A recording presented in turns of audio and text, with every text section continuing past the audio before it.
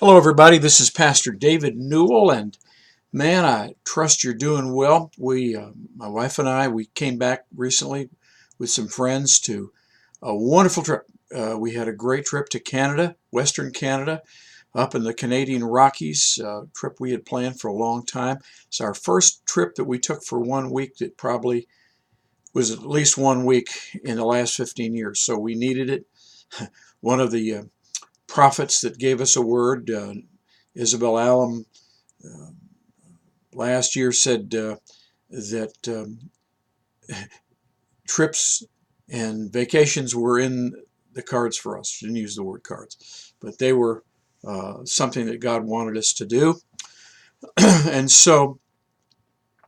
we are very glad that we did. We were very rested. It was wonderful. We want to say kudos. Thank you so much for the worship team, the altar team that stood in their place, especially Pastor Kimberly and Pastor Lorraine. Pastor Lorraine spoke last Sunday morning, Pastor Kimberly last Wednesday night, and they did an awesome job, both of them.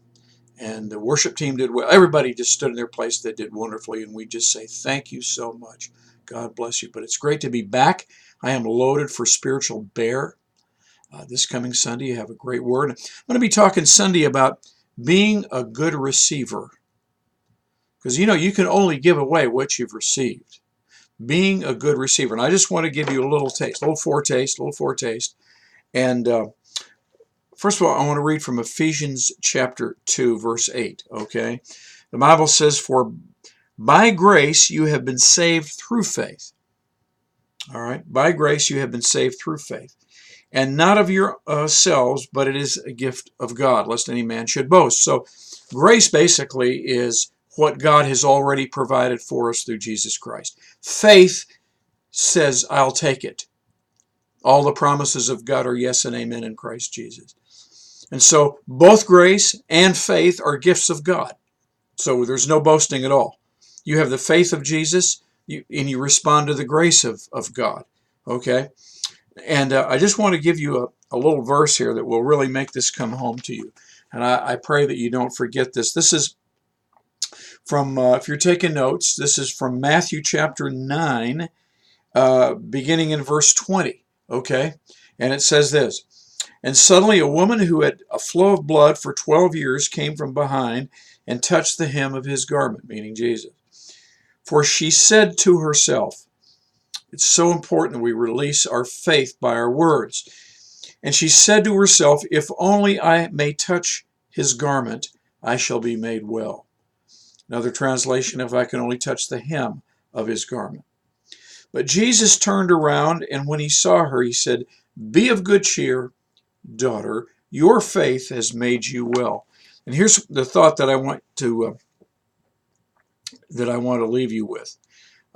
When we see the grace of Christ, she saw the grace of God on Jesus Christ, this woman that literally crawled through the crowd with the issue of blood. She saw the grace of God on Jesus.